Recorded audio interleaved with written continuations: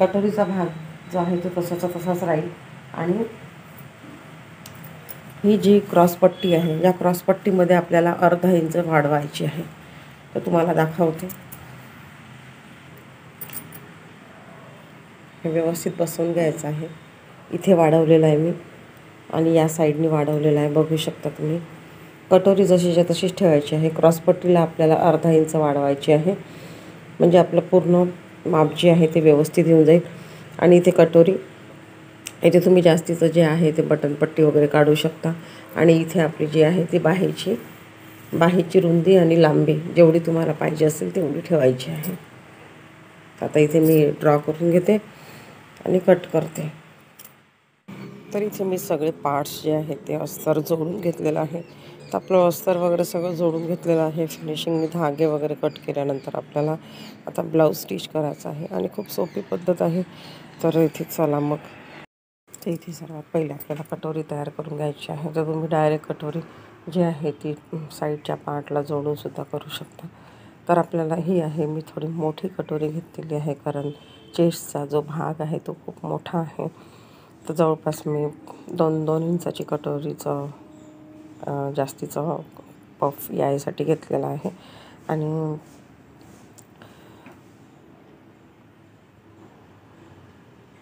आणि कटोरी पण खूप छान बसते, कारण कस्टमरचा ब्लाऊज जसा आहे त्याप्रमाणे आपल्याला शिवायचा आहे. कटोरीचा भाग, कटोरी किती इंचाची आहे किती नाही, त्याचा पफ किती आहे, तर अशा प्रकारे पफ पण मोजून घ्यायचा असतो. तर इथे मी आता कटोरी तयार करून घेते, कारण 38 इंचाचा ब्लाऊज आहे आणि छाती जी आहे किंवा जो कप आहे तो मोठा आहे. तर आता इथे आपल्याला साईडचा पार्ट पण जोडून घ्यायचा आहे. तर साईडचा पार्ट थोडासा वर समोर घ्यायचा आहे कटोरीचा भाग, की जेणेकरून गळा जो आहे तो व्यवस्थित येईल आपला आणि व्यवस्थित जोडून घ्यायचा आहे. तर कटोरी पण परफेक्ट बसते. तर अशाच प्रकारे डबल शिलाई मारून घ्यायची आहे आणि दुसरा पार्ट पण मी जोडून घेते. आणि कटोरी पण खूप छान बसते. एकाला एक जर पार्ट जोडून घेतले तर ब्लाऊजही लवकर होते. तर मी दुसरा पार्ट पण मी जोडून घेते आणि लगेचच मी आता क्रॉसपट्टी पण लावून घेणार आहे. तर एक आपल्याला शिवत जायचं आहे. याला पण डबल शिलाई मारून घ्यायची आहे. प्रत्येक जो भाग आहे आपण जोडतो, कारण हे काठापदराचं ब्लाऊज आहे, धागे वगैरे निघतात. तर डबल शिलाई, प्रत्येक ब्लाऊजला डबल शिलाई मारून घ्यायची आपल्याला.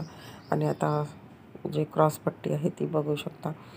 तर आता ती पण थोडीशी समोर घ्यायची आहे, बघू शकता. आणि नंतर मग आपल्याला जोडायची आहे. तर जास्तीचा भाग जो असेल तो नंतर आपल्याला कट करून घ्यायचा आहे. तर क्रॉसपट्टी पण व्यवस्थित जोडला जातो. तुम्ही कशाही दाखवला आहे मी मागच्या व्हिडिओमध्ये पण. तर क्रॉसपट्टीचे 2 प्रकार आहे जोडण्याची. एक ही पद्धत आहे आणि एक अंडरग्राऊंड शिलाई जी आहे ती.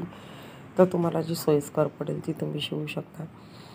तर आता अशा प्रकारे इथे पण शिलाई मारून घ्यायची आहे आणि मी याला दाब शिलाई पण मारणार आहे, म्हणजे एकाच कटोरी ब्लाऊजला, म्हणजे आपण जेव्हा क्रॉसपट्टी जोडतो तेव्हा 3 शिलाई होतात आणि ब्लाऊजही फिट्ट बसतं, म्हणजे उसवत नाही. तर ते बघू शकता. प्रेस शिलाई मारते आम्ही, किंवा त्याला दाब शिलाईसुद्धा म्हणू शकता. तर कटोरी पण अशी उठून घेते. तर दुसरा भाग पण मी तयार करून घेते, तुम्हाला दाखवते. तर बघू शकता तुम्ही. अशा प्रकारे दुसरा भाग पण तयार करून घेते मी. तर इथे दोन्ही आपले पार्ट तयार झाले आहे आणि आता आपल्याला सगळं सारखं पाहून घ्यायचं आहे, कमी जास्त जर झालं असेल तर. आणि गळा पण. तर आता इथे आपल्याला पट्ट्या जोडून घ्यायच्या आहे, आयपट्टी आणि हुकपट्टी. तर आयपट्टी ही नेहमी मोठी असते आणि बटनपट्टी ही लहान असते. तर इथे बघू शकता, कारण इथे पण आपल्याला आतमध्ये दुमडायची आहे. तर तुम्ही डायरेक्ट आय पण तयार करू शकता.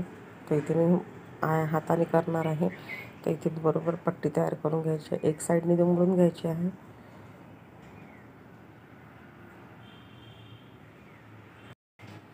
आयपट्टी जोडताना किंवा म्हणजे बटनपट्टी जोडताना सर्वात पहिली पट्टी जी आहे ती वरती ठेवायची आहे आणि नंतर मग त्याला शिलाई मारून घ्यायची आहे पूर्ण. आणि याला पण दाब शिलाई दिल्यानंतर याची पण फिनिशिंग जी आहे ती एकदम छान येते.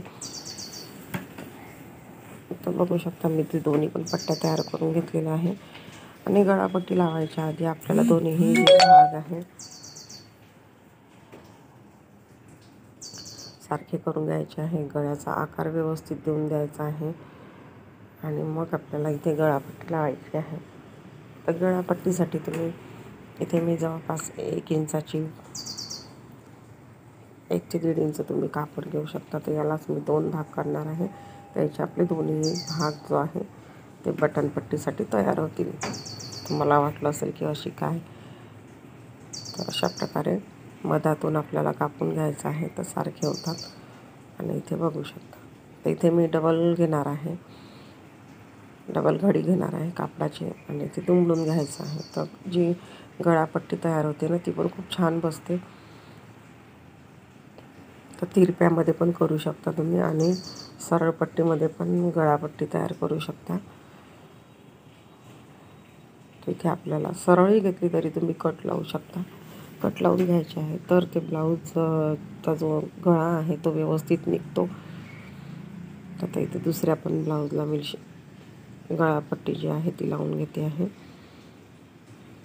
आणि तुम्हाला जेवढी बारीक पाहिजे, जेवढी मोठी पाहिजे त्याप्रमाणे आपल्याला गळा जो नेक आहे तो तयार होतो. गळ्याला लावलेली जी पट्टी आहे त्याप्रमाणे आपल्याला बारीक गोट किंवा जाड गोट मारून घेता येते.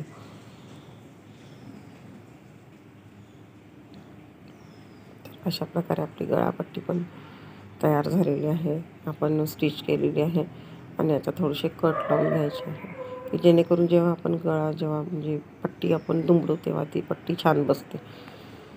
तर इथे आपल्याला आता मी गोट लावून घेते. जेवढे बारीक करता येईल तेवढे बारीक करायचे आपल्याला.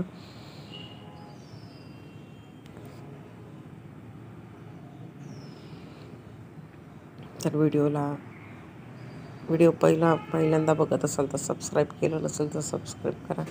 कारण तुमचा सपोर्ट असल्याशिवाय मला पण पुढचे व्हिडिओ किंवा मला पण चांगलं वाटतं. मी सपोर्ट करा आणि सबस्क्राईब करा व्हिडिओ आवडत असेल तर. कारण या चॅनलवरती सगळ्याच प्रकारचे व्हिडिओ टाकण्याचा प्रयत्न करते मी.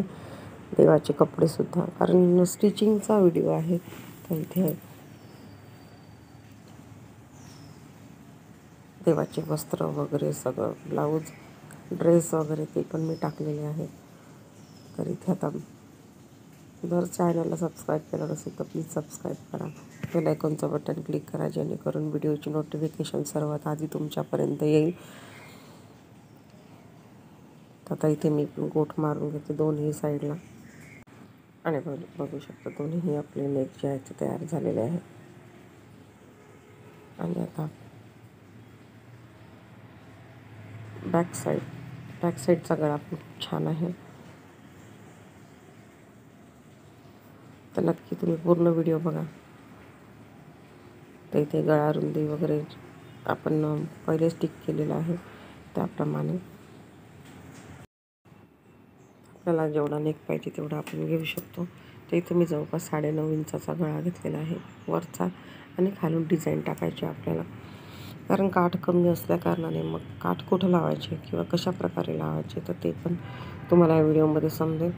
तर व्हिडिओ पूर्ण बघा. आणि आता मी दोन्हीही अस्तर आणि मेन फॅब्रिकवरच कट करणार आहे एक सोबतच. तर इथे 2 गळे तयार झालेले आहेत आपले, एक खालचा आणि एक वरचा. खाली आपण डिझाईन टाकणार आणि बिना कॅनव्हासचा ब्लाऊज शिवणार आहोत आपण. तर आता आपल्याला खालचा नेक तयार करून घ्यायचा आहे. वरती आपण गोट लावणार आहोत. तर इथे व्यवस्थित ठेवून घ्यायचं आहे म्हणजे खालचं फिनिशिंग पूर्ण कंप्लीट होऊन जाते आणि दिसायला पण खूप छान दिसते.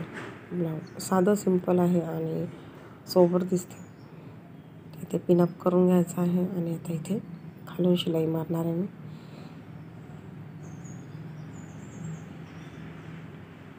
म्हणजे जी आपली कमरपट्टी आहे ती नाही लावली तरी चालते. कापड जर कमी असेल तर लावली तर आणखीन फिनिशिंग येते. लावल्यानंतर आणखीन आपले ब्लाऊज जे आहे ते व्यवस्थित दिसते. आता इथे आपल्याला मागचा गळा जो आहे तो आपण तयार करणार आहोत आणि खूप सुंदर दिसतो गळा हा पण. आणि व्यवस्थित ठेवून एकावर एक कापड आलं पाहिजे.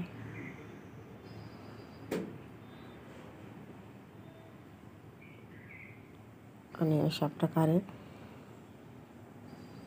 न ताणता आपल्याला नेक तयार करून घ्यायचा आहे खालचा, किंवा डिझाईन तयार करायची आहे.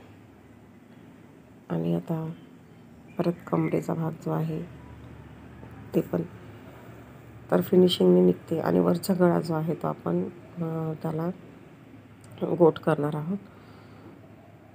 तर आता इथे कट करून घ्यायचा आहे आणि जो गोलाकार आहे तो छोटे छोटे कट लावून घ्यायचे आहे. नंतर दुमडल्यानंतर तो व्यवस्थित दुमडता येतो आणि आपल्याला दाब शिलाई पण छान देता येते. तर गळ्याला आपल्याला साधी शिलाई मारून घ्यायची आहे आणि नंतर मग आपण प्रेस शिलाई मारणार आहोत खालच्या साईडला. तर आपला गळा पण व्यवस्थित होऊन जाईल समोरचा, म्हणजे जो वरचा गळा आहे तो त्याला पण फिनिशिंग येईल. आणि व्यवस्थित ठेवून एकावर एक आपलं दोन्हीही पार्ट्स जे आहेत ते व्यवस्थित आले पाहिजे.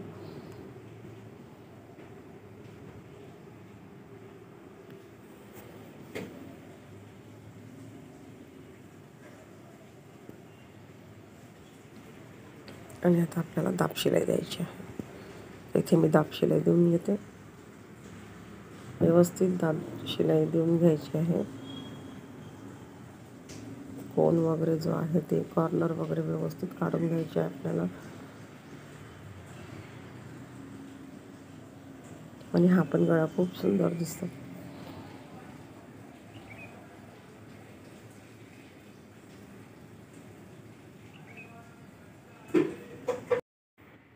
आणि दाब शिलाई दिल्यानंतर आपल्याला चारही बाजूने जे आपले अस्तरच्या प्रमाणे शिलाई मारून घ्यायची आहे. आणि जास्तीचं जे कापड आहे ते कट करून घ्यायचं आहे. आता हे कट करून घ्यायचं आहे जास्तीचं कापड जे आहे ते फिनिशिंगने.